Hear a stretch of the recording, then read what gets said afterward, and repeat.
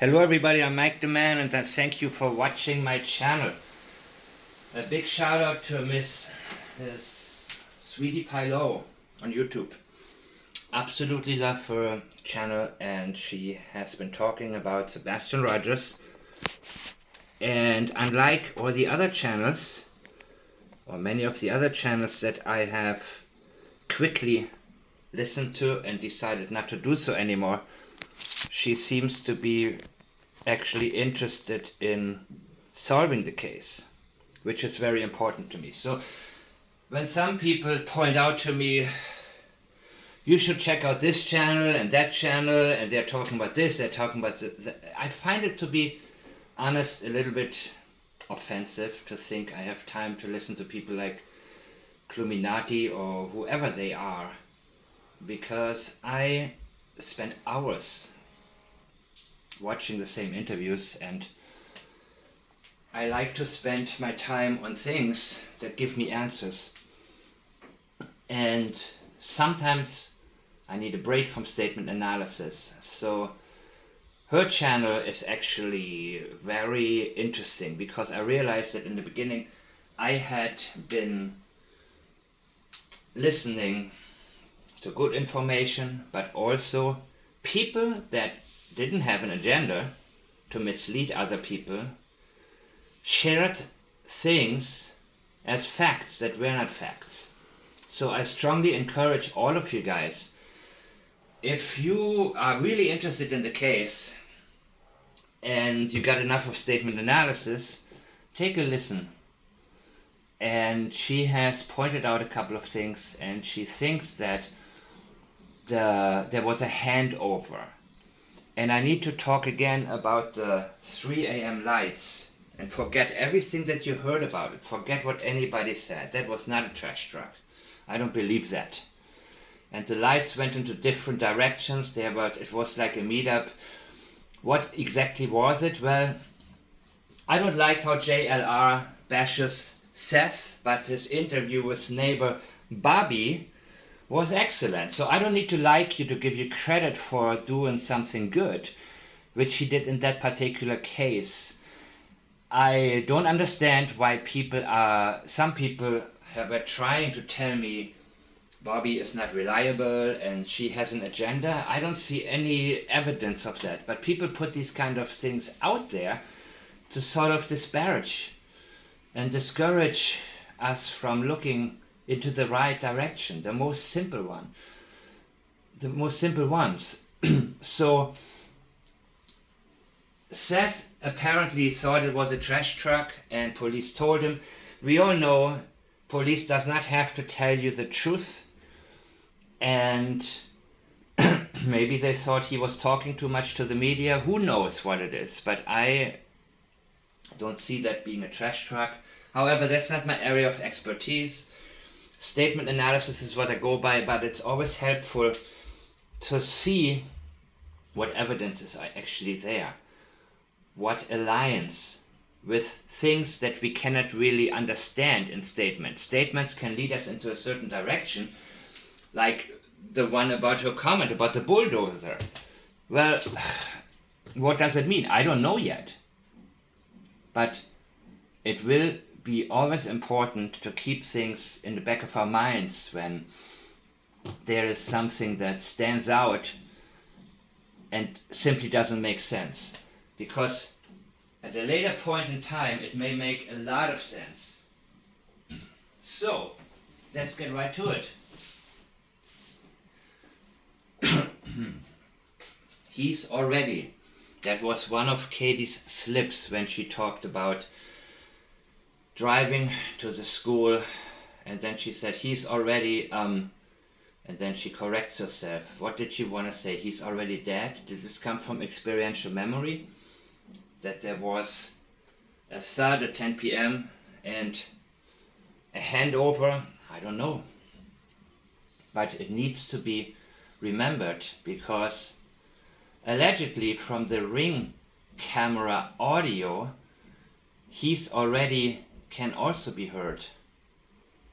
And she said she drove back to the house, ran back drove back to the house. She corrects herself. Was there something that happened where she realized she had to run back to the house because he's already...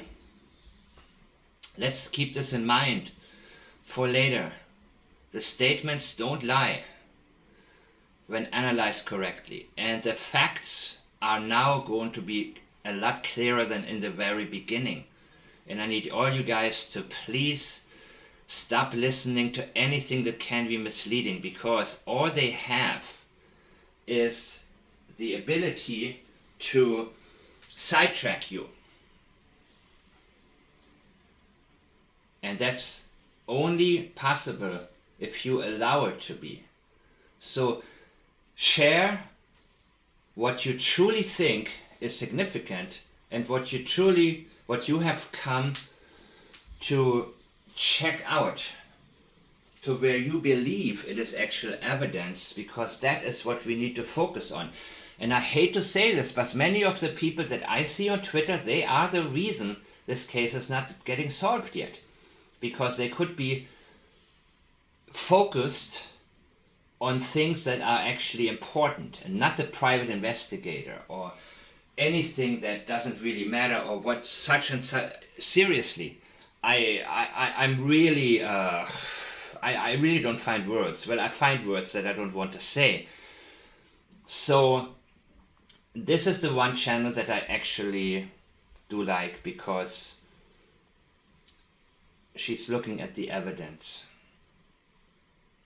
And the 3 a.m. nights are significant, I believe, very significant. And they are possibly having to do with no evidence being left behind. We need to know more about that. And police, I don't think they'll tell us. Which of course leads me back to the question, when did the Bowersoxes start their trip to Alaska? Because they, I think on the 17th of March, she posted vacation pics, and on the 20th from Alaska. So how long did it take for them to go get up there from Tennessee to the border, to the Canadian border, and supposedly they flew the rest of the way? How long does that trip take? And they said the weather has been great, so that indicates they've been there for a little bit. I would like to know more about that. Can you guys find out? So before you waste your time and your energy on the wrong things, let's get the answers, people. I'd like to believe that we all want to find him. That's the kind of statement that Katie likes to make. And yeah, she would like to believe that, because it includes herself. The $1 million question, let's revisit that. Chris said the $1 million question is, why did he walk out of that door, from what I remember? Really? So if there was a handover, if there was anything, is that his way of blaming the victim? I don't know. But I will entertain the thought, at least for a little bit, because now I'm going to look more into what the real evidence provides us with. And I hope that some of you are going to help me with that, because like I said, that's not my area of expertise at this time, due to me not having spent enough time on it. The most important thing still remains: Sebastian needs to come home. Sebastian, what was it? Sebastian hasn't been found. Sebastian needs to come home, where she doubles down on Sebastian's name to make up for the lack of mentioning his name when it was really important, actually, or called for in the very beginning. But my question remains, Katie, when are you going to address the kidnappers, the potential kidnappers? Because you told us in one of the recent interviews that if somebody got him, if somebody took him willingly or unwillingly, strange way to formulate that, right? Do you take somebody willingly? Okay, maybe Sebastian was gullible. Maybe that's what she wants to tell us. And wouldn't you want to reach out to this person more than anything, even more than trying to convince us that you that you're trying to tell us that you love him and all of that? Wouldn't you say, if you have my son, please tell us what you want. Please let us know. Here's my lawyer's number. Here is, please, if you would plead, because you told us, which of course you don't believe, but you want us to believe that it's possible that somebody unwillingly took him, meaning that there was a kidnapping, meaning that your son could be in danger or held hostage, and that person would have the power to let him go. And you're telling us that's the most important thing that still remains. Well, his remains have not been found.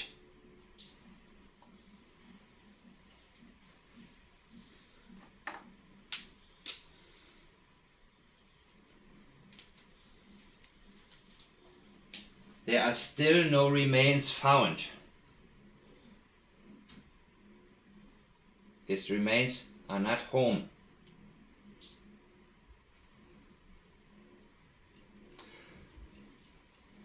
Nothing is coincidental, including the language I use. I catch myself many times when it comes to patterns I myself have developed back then in school, when I didn't really know something, and tried to make my teacher think I knew and had read the book. The language I have learned to choose at times has been deceptive, and statement analysis is actually a wonderful mirror that helps us understand how we developed certain ways of speaking. And we cannot normalize it. We can detect everybody's different patterns, but we can never say, well, that's just a way of speaking, a figurative speech. Yeah, but there are so many ways to describe the same thing. And what words come to our minds and what we choose, it reflects what our thoughts and our memory revolves around. What is easily accessed at this time. So Katie, since you're listening and since you have now tried to say I love you to Sebastian and used his name overly to make up for the many times that you haven't, my question to you: when will you do a next interview? And in that interview, will you talk, at least try to talk to a potential kidnapper or somebody who took him in, which you told us was a possibility, but you're not doing that. You're not addressing anybody. You're telling people, asking people if they're willing to look. And don't forget about him, okay? Everything is passive. You talk about sitting down. Yes, we know you're doing this. And you're bragging about putting up flyers, which indicates that's the only thing you have been doing.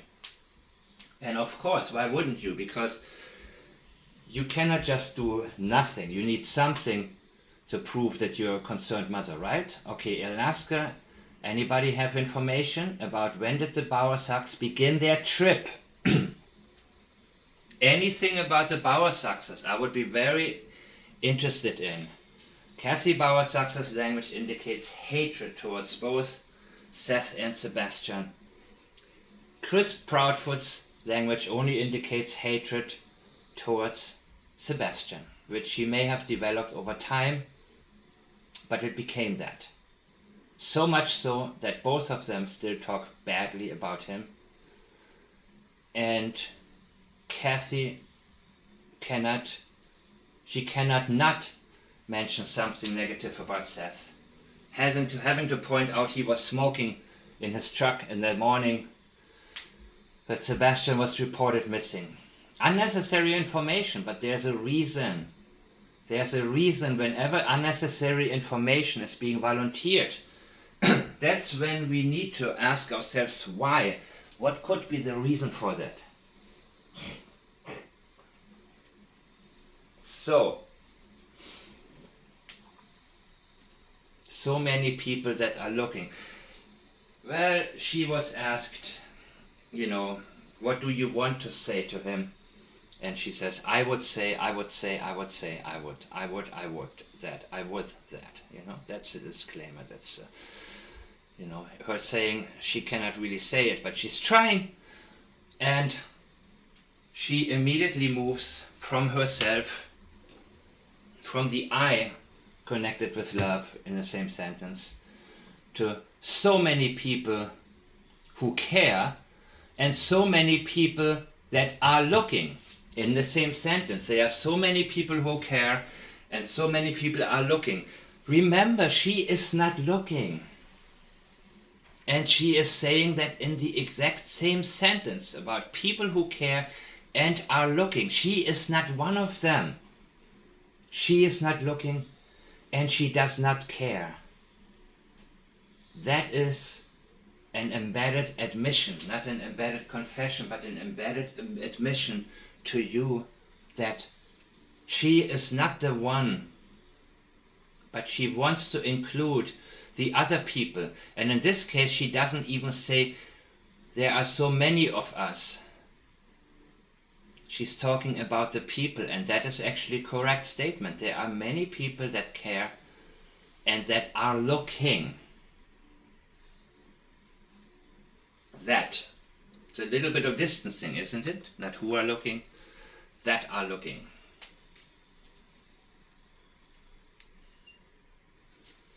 Also, a little bit of leakage there, because she distances herself. It's far removed from her. They are far from her. The people who care, and so many people who care, and so many people that are looking. Now, in statement analysis, we are often told we should only look at the statements, but I don't agree with the generalization of that, even though this can be a helpful reminder. If we ever get to the point where we get sidetracked, or our mind gotten polluted and tainted by wrong information, to simply shut off and only examine the statements, no matter what we think they relate to. That comes later. But in statement analysis, when you actively work on a case, and I'm not involved in this officially, so I have the freedom to jump around a little bit. So many people that are looking. It is very important that we are in control of the facts, and that the facts are not being polluted and tainted. So I always agree on looking into different directions if something catches our attention for the right reason.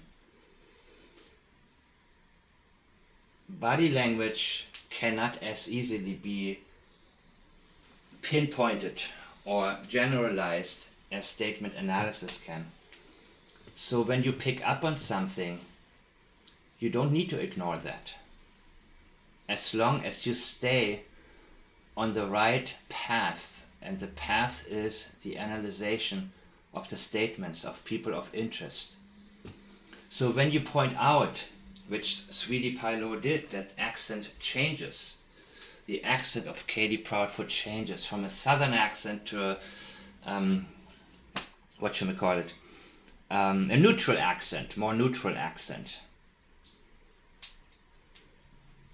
Yes, it shows that she can be very animated, and she's putting on an act, and she has been doing that. And it sometimes switches within even the same sentence when she moves from experiential memory, which gets too cluttered, and she gets lost in it, and saves herself by saying and immediately moves into a script. When I woke him up for school, he wasn't there. Let's not forget that particular line that she has given us. Did she wake him up at one point? Wasn't for school.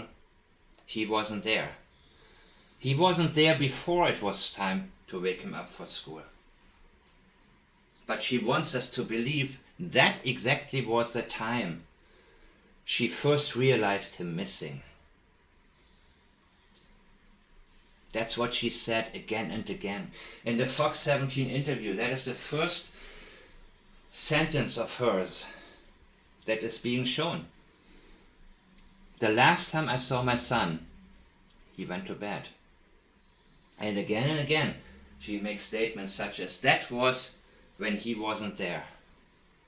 He wasn't in the house, he wasn't in his bed. Because it's important to her that we believe that before that, she had no clue and there was nothing going on in the house, and that between 12 and 6 she was unable to do something because sleep is her only alibi. Craddock, I think, talked about there is no evidence of foul play, but it cannot be ruled out either. So yes, that is expected language for a cop to say that, because they look for evidence. But mind you, he is not talking about traces. He's talking about there's no evidence of foul play. At least that language is on his mind. Are they close? I don't know. But they're thinking around the line of evidence. I wonder where they're looking. The thing is that Katie Proudfoot and Chris Proudfoot both stated there's zero evidence, and that is ill-placed for parents of a missing child, because you don't look for evidence. You look for any trace of your son. Unfortunately, they haven't found any evidence. That's what Katie told us. Unfortunately, really? You worry about evidence. So it's unfortunate for us. And I see a little bit of duping delight there as well when she says this. I see a lot of duping delight when she talks about, I don't know, after a long sentence about all the possibilities where Sebastian could be. And she needs to work herself up into the ability to make certain statements. And she cannot make those statements on their own. She cannot say, I love you, Sebastian, on her own.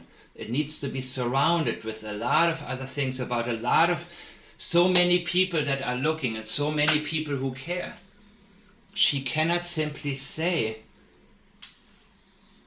I love you, Sebastian. And she's hasn't been able yet to reach out to the kidnappers.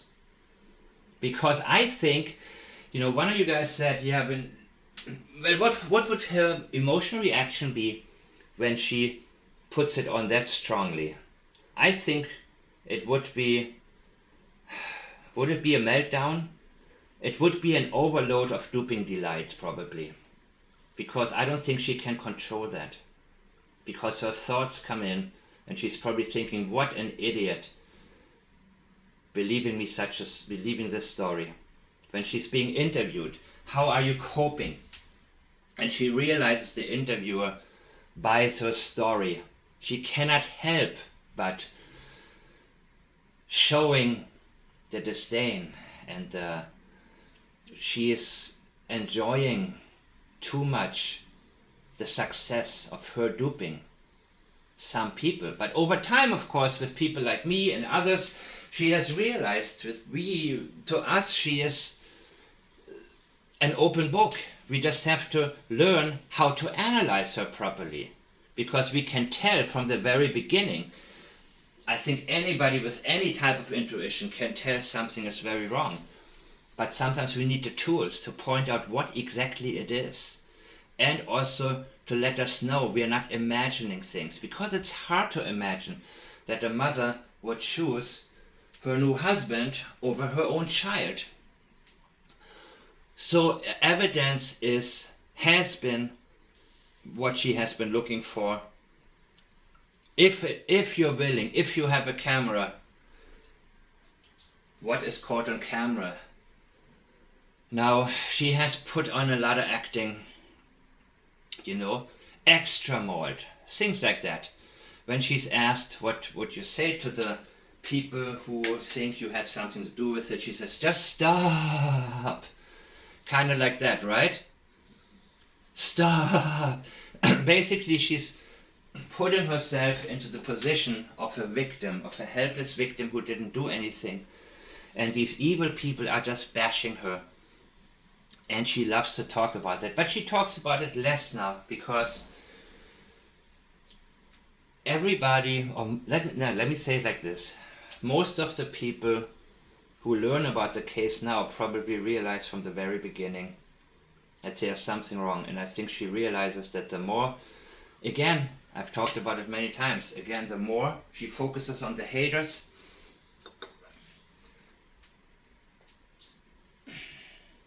the most important thing still remains. Really? Are you reminding yourself or us? Because to us, what happened to Sebastian is what's important. We are not out to bash you. We are talking about sources of information or... I don't listen to rumors. As I've said again and again. Don't listen to rumors. That's really... And yes, I made mistakes in the beginning where somebody said Nick Barris took it back and said this is not really... This video is not... I don't know what is going on behind the scenes and if he's being corrected and told not to stick by what he knows. I don't know. I will look more into it now, especially since the video by Sweetie Palo that is really yeah, things make a lot more sense after watching it.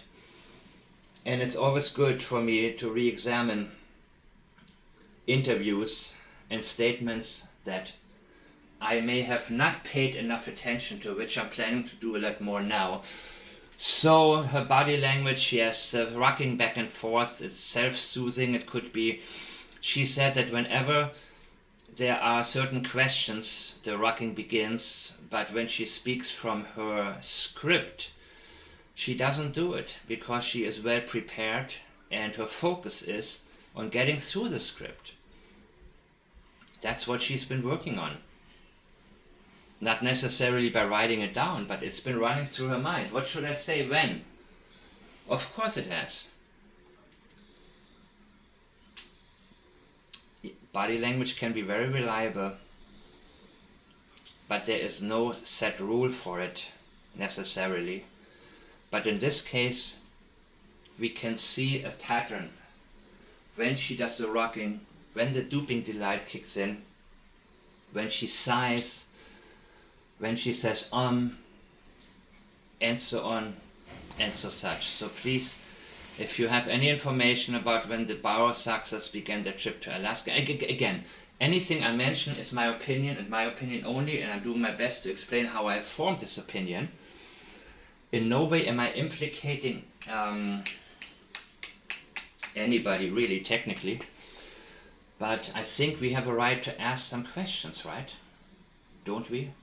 Because after all of the misinformation and the disinformation and the side-checking, I think we need to go back to the very beginning and the very basics, re-examine what we have been shown and be able to dismiss anything that we can now understand has been put out there to lead us away from the path of finding out what happened to Sebastian Rogers.